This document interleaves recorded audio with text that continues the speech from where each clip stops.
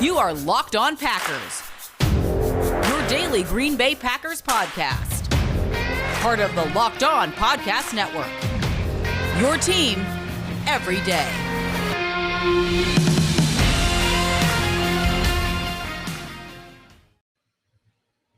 You are Locked On Packers, part of the Locked On Podcast Network, your team every day. I'm Peter Bukowski, and I cover the Green Bay Packers for The Leap, a newsletter I would love for you to subscribe to. Follow me on Twitter at Peter_Bukowski. Follow the podcast on Twitter at Locked On Packers. Like us on Facebook. Subscribe to the podcast, iTunes, Spotify, Google Podcasts. Wherever you find podcasts, you will find Locked On Packers, the number one Packers podcast on the internet, and the show for fans who know what happened. They want to know why and how the Green Bay Packers, they take down the Detroit Lions 5-17 and exercise some of the demons from week one. It was not a perfect performance by any means. And I don't think we should sugarcoat the fact that it wasn't a perfect performance. Do we expect it to be perfect every single week? Probably not. And we probably shouldn't. But what we saw in this game was just so night and day in week one, from an execution standpoint in week one, offensively, and then defensively in the second half. We're going to get to the defensive part of this a little bit later in the show, but offensively, we knew the defense would probably take some time, right? And offensively, that was the bigger head scratcher, where it was just like, what exactly are they doing, and why, and maybe why not in some cases. It was just bizarre. There was nothing creative. There was nothing moving. And I said this during the game tonight, what makes Matt LaFleur so special as a play designer and then as a play caller is he does such a great job of setting up his play calls. He will show something and maybe even burn a play because he understands that you can come back later and get to it. So the Packers score a touchdown to Aaron Jones. They're in that 3-by-1 set, and they motion Aaron Jones and run that backside tight end screen, a play they stole from the Saints and Jameis Winston and Sean Payton, a play that burned them on 4th and 7 last week. And they run that twice. And then Green Bay under that they are playing and manipulating with the Detroit Lions defense. They come out and they run a play. They know Jamie Collins is taking back field, his being the running back field, that he knows he doesn't have that. It's designed for Aaron Jones to take that jab step and then come back. And he totally fools.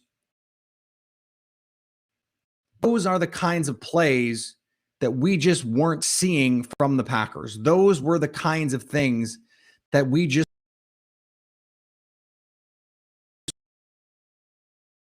weren't. They were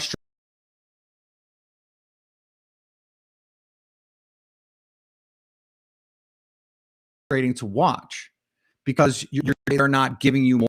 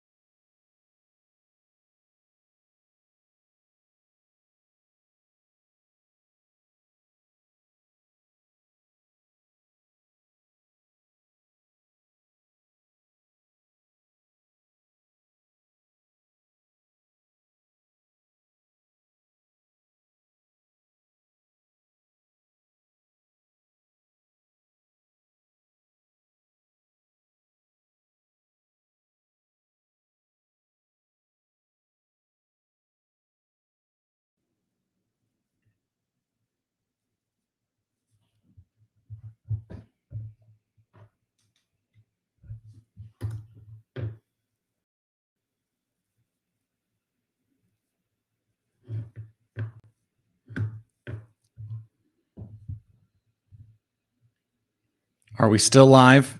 Are we going now? Oy, oy, oy.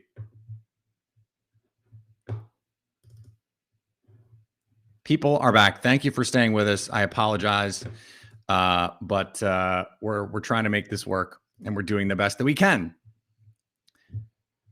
So we were talking about the positional flexibility of what the Packers were trying to do, and I thought it was somewhat obvious that you would want to get the ball to your best players. And the Packers did that in this game. They gave Davante Adams the opportunity to catch a bunch of passes. And some of it was, they got to stay patient. Some of it was just as easy as, and if you watched the Peyton and Eli broadcast, they talked about this a bunch to start the game. The Packers were content to just run it. If you're going to play too high, here's how the game started. Okay. Aaron Jones, run for 3 yards. Aaron Jones, run for 6 yards. Aaron Jones, run for 7 yards. Aaron Rodgers to Davante Adams for 18 yards. Rodgers on a scramble, but they get a penalty. A.J. Dillon for 3 yards. Penalty. Aaron Rodgers to Tunyon. Aaron Jones, Aaron Jones, Aaron Jones, Aaron Jones. That was the first play. And only one of those, the Aaron Jones plays, the touchdown, was a pass. They come out on the next possession, 3 plays minus 3 yards. It's 3 passes. Every time they committed to running the ball, and by the way, after that, they went touchdown, kneel down, touchdown, touchdown, touchdown. 4 straight touchdown drives, really, and drives that they were trying to score, and that was the difference in the game. This is the version of the offense that we saw, and they didn't even get a great game from Marquez Valdes-Scantling. Aaron Rodgers missed a wide open opportunity twice to MVS, had him multiple times down the sidelines, and just can't get the ball to him. This offense isn't quite there. They're still working on some communication things. The offensive line is still working out the kinks a little bit. I thought John Runyon Jr. and Lucas Patrick Stead played pretty well. I think that is going to be a competition moving forward. I don't think we should just take it as just for sure that that's Lucas Patrick's job moving forward, because I didn't think Lucas Patrick played well at all in week 1. And I thought the offensive line held up for the most part in week 2. Most of the bad pressures and at least 2 of the sacks were on Aaron Rodgers. I mean, his pocket awareness tonight was bizarrely bad. I mean, bizarrely bad. Bad in ways that you just would not expect from someone as capable, as truly capable as Aaron Rodgers. I mean, that part of it is bizarre to me. I don't understand why that is happening, because his pocket awareness was actually pretty good last year. Not all 2019, 2018. There was some stuff. There was some stuff. But he played pretty well. He played pretty well. And there were some throws. I mean, sometimes it is just you got to see the ball go through the net like a shooter.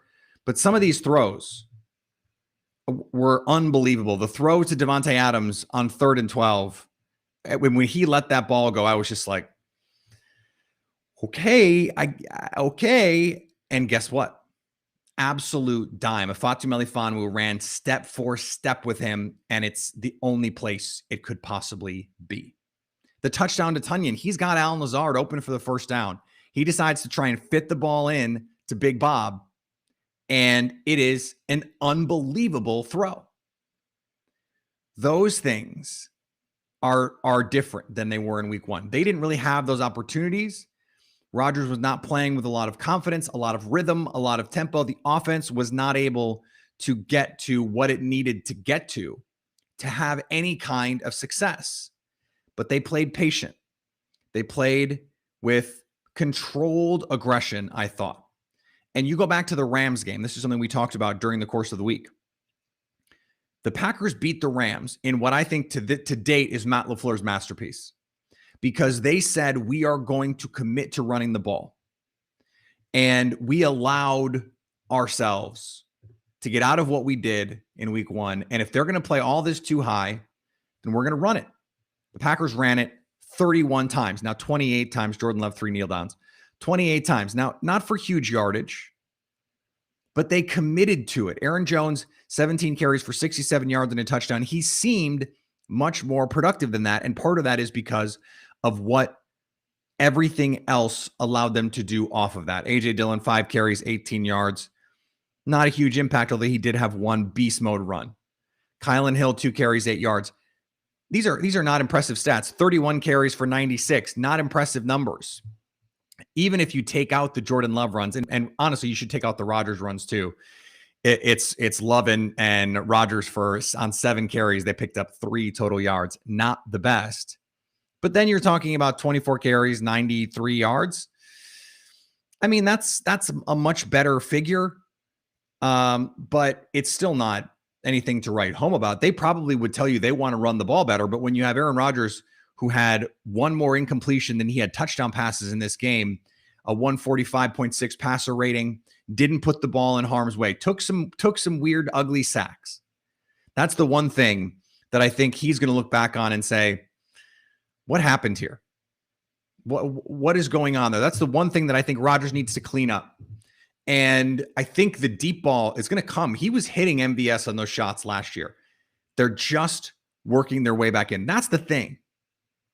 That's the thing about this offense now, is they just put up 35 like it was nothing. They made it look easy. And they can still get a lot better. They've still got 2 rookies in there who are trying to find their way in the world. They've got a running back too who is still searching out his role in the offense. And I think the Packers are trying to figure out what A.J. Dillon's role in this offense is as well. They did some interesting 2-back stuff tonight. They did some really cool things with motion and playing with formations. And I love that 3-by-1, you overload it. I love when you go 4-by-0 to one side. That's when they hit the Tunyon screen. Those plays, that creativity, that was what was missing. And then there was the execution. Rodgers missing throws, guys not being open. Well, if everyone's going to play this 2-deep safety look, then you have to understand you got to take your shots when you get those single high coverages. You have to be able to hit those shots to MVS, because then they're going to stay back in that 2-deep. And then you can run the ball. You can take those shots underneath. Davante Adams snatching dudes' ankles in this game. The screens to Tunyon. They have to find some other guys to get involved underneath with some run after catch ability. Amari Rodgers didn't play offensively in this game. Randall Cobb got some more run, made a couple nice plays. That's what they brought Randall Cobb here to do. And maybe it took Rodgers saying, okay, he's got to get in. He's up to speed. He's got to get in there. And I'm sure the snaps will reflect it. Certainly the targets reflect it, at least in the moments that matter. It was Rodgers' first completion to Cobb in this game. Cobb has a catch this year, but it was from Jordan Love. And, Randall Cobb, he was the Packers' second leading receiver. Tunyon had 3 catches for 52 yards. Jones had 6 catches for 48 yards and 3 TDs. And Davante Adams had 8 for 121. The only other receivers with catches, Randall Cobb had 3 for 26, including all 3 of his targets. And EQ got one of those little RPO targets. And that was the difference. Now, was that the difference in the game? No. But Aaron Jones getting more involved in the passing game, that was a huge difference. Finding ways to get your best playmakers the ball. This was a game for Aaron Rodgers, Davante Adams, and Aaron Jones. And when you lean on those guys, you can score a bunch of points. Are the Detroit Lions world beaters? No. But what you have to do is give yourself the best opportunity that you have to win. They can get better. They can get better. This is one of those confidence games where you just go, okay, we know we can do it. Now let's go out and do this every week. I think in the second half, they just wanted to give Corey Bojorquez, who we are now officially, Michelle Bruton, the official seal of approval, calling Boho Blast. That is what we're doing. Boho Blast. After Big Bob Tunyon comes from the Locked On Packers podcast, we are now officially blessing Boho Blast. Thank you, Michelle, for your important service on this. The Packers still have some issues Every team, you always, there's the cliche, oh, we're just trying to get a little bit better every day. The Packers have things to iron out, no question about it. Now is the time to really build on what this offense can be, because we saw the creativity. That was what made week 1 so frustrating. I don't think we're going to see that kind of performance again from the Green Bay Packers. Today's episode is brought to you by our friends at BetOnline. BetOnline is the #1 place for all your pro and college football action this season. With the new updated site and interface, even more odds, props, and contests, BetOnline.ag continues to be the #1 source for everything football. Head to the website or use your mobile device and sign up today and use the promo code LOCKEDON to get a 100% welcome bonus. 100%. You put money in, they will double it just for signing up. Use the promo code LOCKEDON. BetOnline, the fastest and easiest way to bet on all your sports action. So let's talk about the defense, because the defense got off to a rough start, the defense. And part of that is they were trying some things out. Right off the bat, and shout out to Rachel Hotmayer, friend of the show. She goes out on Friday, I believe, and asks Matt LaFleur, are we going to see Eric Stokes more? And Matt LaFleur, very cagey, says, do you want me to give you the game plan? She says, yes, of course. He doesn't, but that was a tip. That was a tip that they were going to find a way to get Kevin King marginalized a little bit, and that they were going to get Eric Stokes involved in this game defensively. It was a very rough start. He busts 2 coverages in the end zone that result in touchdowns. But after that, I thought played his absolute ass off. So here's what they did. Here was the change. They said, okay, Eric Stokes, we think you are one of the best boundary corners we have. And to start, we think the best 3 corners that we have, this is the Packers speaking, are Jaire Alexander, Eric Stokes, and Kevin King. So we want to keep Jaire outside. We're going to put Kevin King in the slot.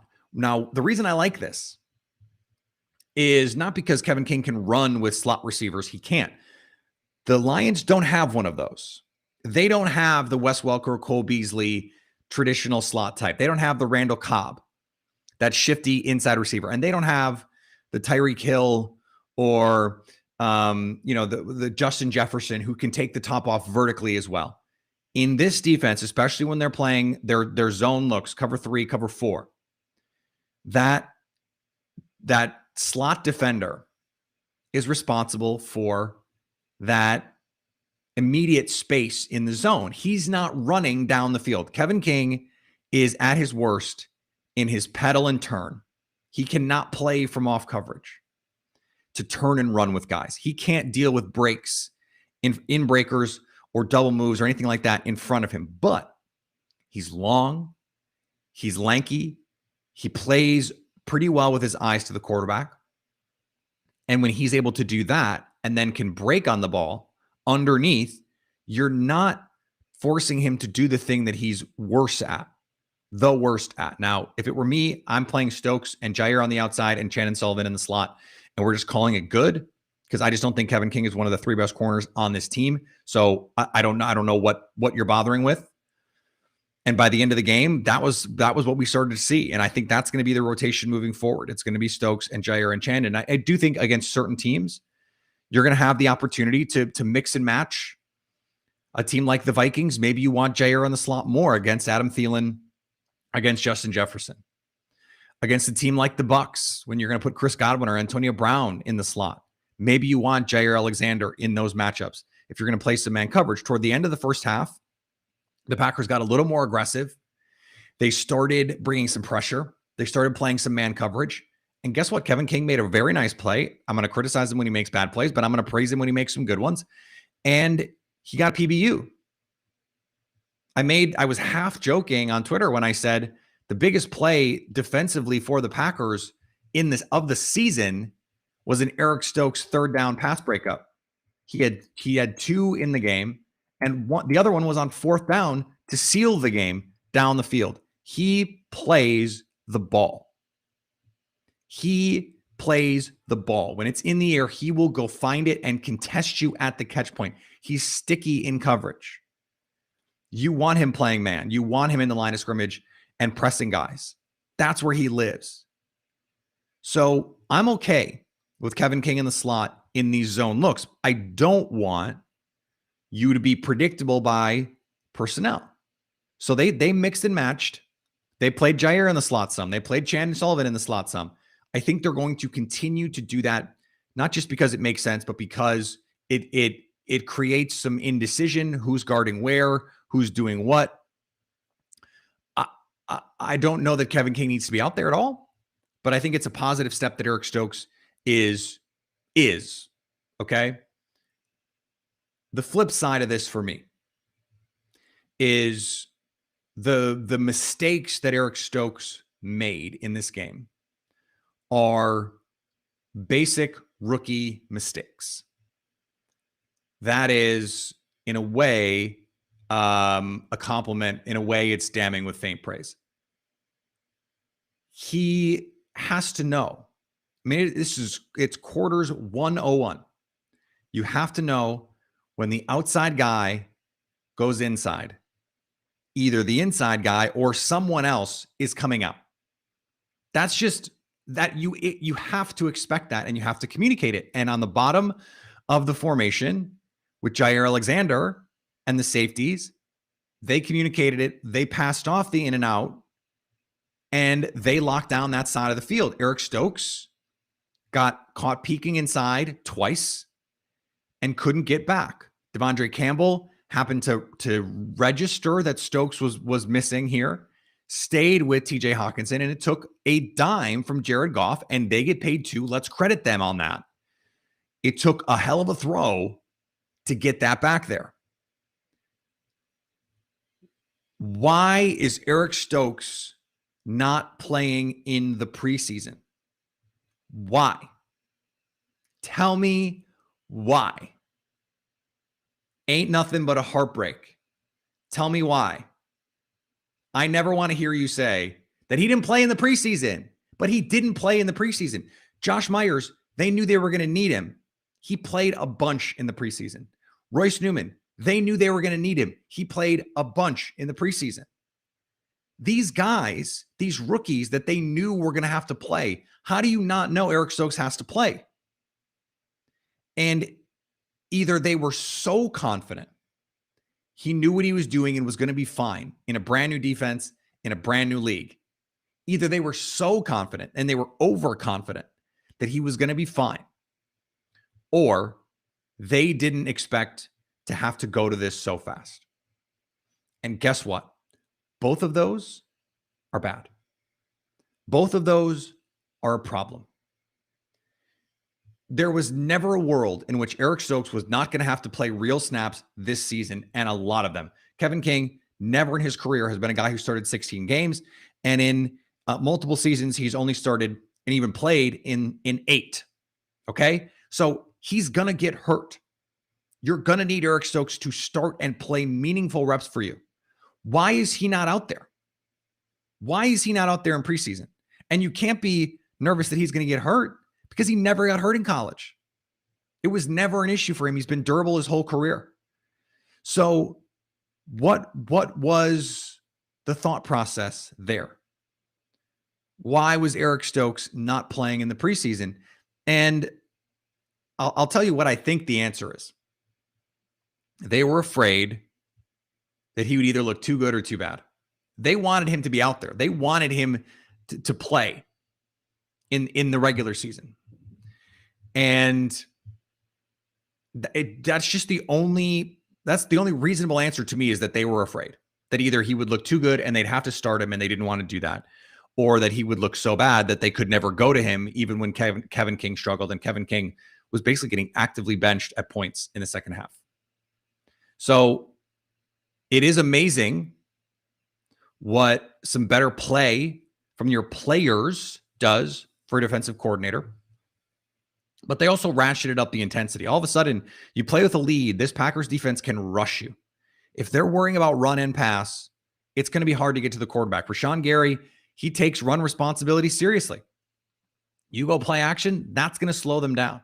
Rashawn Gary played much better in the second half, just started running through guys' faces. He was a big reason that Jared Goff had the fumble. Yes, Jared Goff dropped the ball, but Rashawn Gary planted the Lions' right tackle in his lap. That was going to be a sack or a pass breakup. No matter what, that was going to be a third down stop. The Devondre Campbell interception, that's Jared Goff. The Jared Goff fumble, that's Jared Goff. The goal of this defense is to make you play perfect. To make you play perfect, you need to create some negative plays. You can't just say, okay, we're not going to give you up anything over the top. They gave up one big play. Kevin King, in fairness to Kevin, a little bit of a push-off. But he still gave up the big play. That was really the only big play down the field they gave up. But if you're going to play death by 1,000 cuts, you can't hand them the razor blade because they're going to cut you with it a bunch. You can't allow them to do everything moving the ball down the field. You have to be able to create some negatives. Now, the Lions created some negatives for themselves. Holding calls, going to happen. Drops, going to happen. Bad throws, going to happen. You have to take advantage of those opportunities. And when the Packers got them into second and long, they got off the field. They did not let the Lions convert third and longs. If you live there, you're going to have success. So I think they're trying to find that balance of playing aggressive that is not to the detriment of what you're trying to accomplish, and that is make teams be efficient. Make them go 12, 15 play drives. But don't let them go 12, 15 play drives. You have to create more negatives. And so I think what they can do is balance. If you're going to play a bunch of 2 deep coverage, you can be a little bit more creative with what you're doing up front. You can bring some schemes, some 5-man pressures, because you're not going to give up deep throws. A lot of defensive coordinators are afraid to blitz because they're going to give up big plays. Well, you can blitz and play quarters behind. Now, you're going to have to, or at least 2-man something, where you've got safety held deep. You can make that work, especially depending on your personnel. And the Packers have the defensive backs theoretically on the roster to do it. So they have to find that balance. There is talent on this defense. I don't think anyone should just give up on this defense because of one bad week. They were closer last week than it seemed. I think after rewatching it a couple times, I hope that the rewatch of this game shows the same thing, that in the first half they were, here away. Kevin King plays that first deep ball a little bit better. Maybe it's a little bit different. Kenny Clark, he really started to get going in the end of the first half into the second half. And they started to penetrate more. They started to get into the backfield a little bit more to force Jared Goff off his spot a little bit more. If a team is going to be perfect and beat you, you just got to tip your hat to them. And the Saints, they played pert near perfect in week 1 against the Bucs in the NFC Championship game. In the first half, Tampa played about as well as you can play.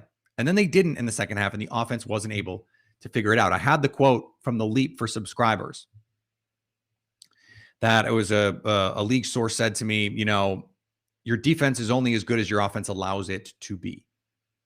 And the Packers offense did not allow the defense to play well at all. If the Packers are going to score, they're going to score 30, 35. That's fine. This defense is great for that because they're going to be able to rush the passer when they know teams have to pass. That makes it easier for every defense, of course. But you're also keeping them off the field. You're keeping them fresh. You don't have to rotate Jonathan Garvin and Chauncey Rivers in as much. This was a game where Zadarius Smith's presence was missed. And the Packers are going to have to make some accommodations for that moving forward because we don't know when Zadarius is going to be back. They're in for it. Because they've got Kyle Shanahan coming up this week. So they get the win. They're on the board. They're back atop the NFC North. Rodgers and Aaron Jones are star players. This defense needs to figure it out, but they look like they have a player in Eric Stokes at a position where they desperately needed a player. Today's episode is brought to you by Rock Auto. With the ever-increasing number of makes and models, it's now impossible for your local chain auto parts store to stock all the parts that you need.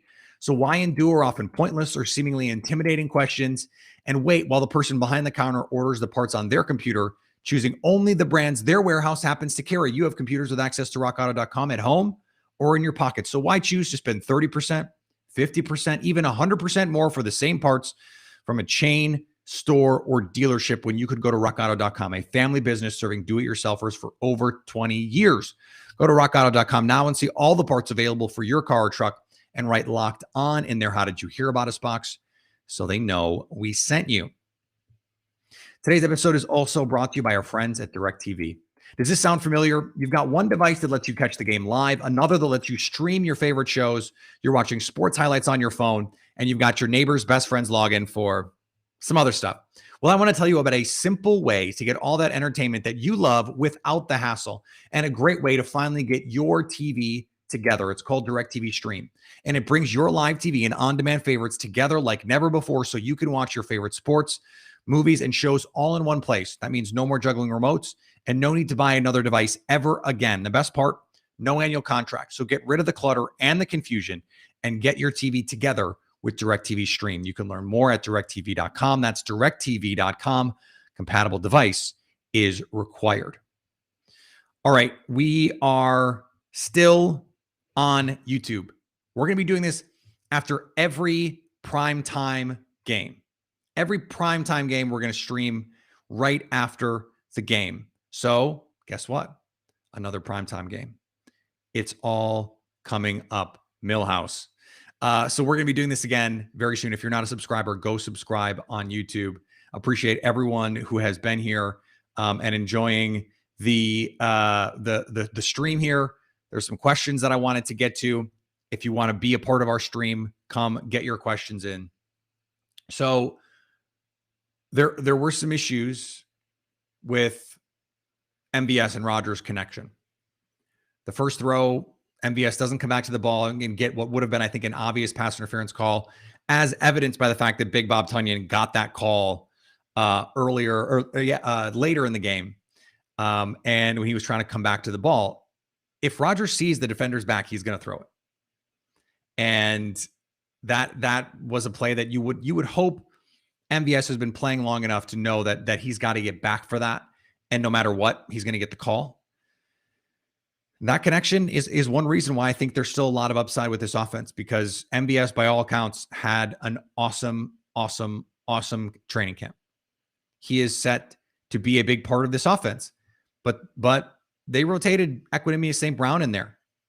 They rotated Randall Cobb in there more. They're going to find the guys that the Packers are going to get the most out of if they're not getting the most out of their guys. Allen Lazard, he's a non-factor in this offense right now in the passing game. He's still a terrific blocker.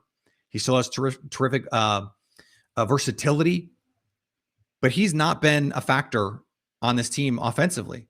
MVS hasn't really been a factor offensively. So there's still another level for this offense to get to. They're going to get Jay Sternberger back and figure out what the difference is. I don't know that I mentioned this last week. Dominique Daphne Cyrus is asking on YouTube, did he secure his job or will he be cut? I don't know that he played great in this game, but I do think that they really, really, really want someone to play that H-back role. And if it's not going to be Josiah, maybe it can be Jace. I don't know. I think Jace is going to come back and have some sort of role. His speed showed up at times last year.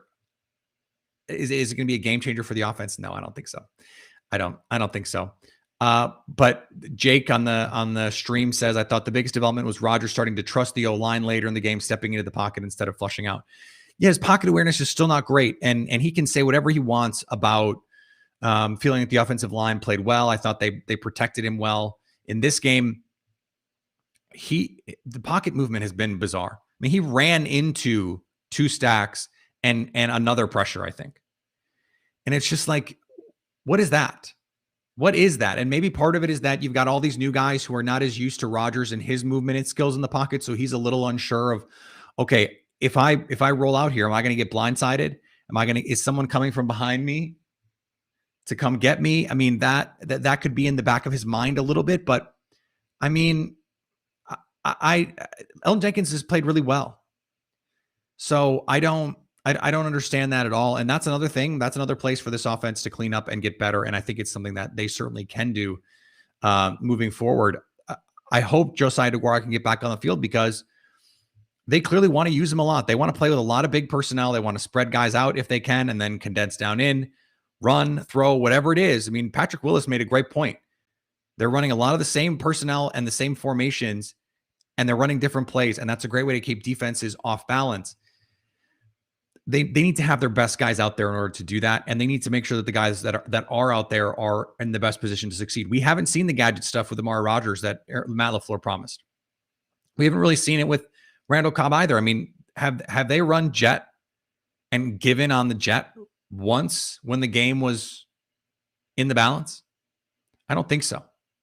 So there's still plenty of opportunities here for this offense to move forward and defensively. I mean, it's going to take some time to gel.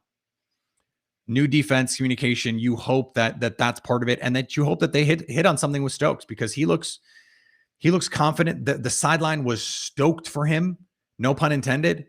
And I just think that he has a chance to really come in and stabilize a spot on the defense that desperately needed stabilizing. All right, we're going to be back tomorrow. It's already going to be the Wednesday show. Lily Zhao is going to be here. We've got crossover Thursday with the guys from Locked On 49ers. We're going to have a blast with that.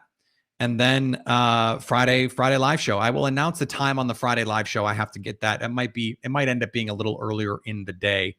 And we may not have injury reports, but I still want to do that Friday live. And hopefully my computer does not completely die in the middle of the stream again.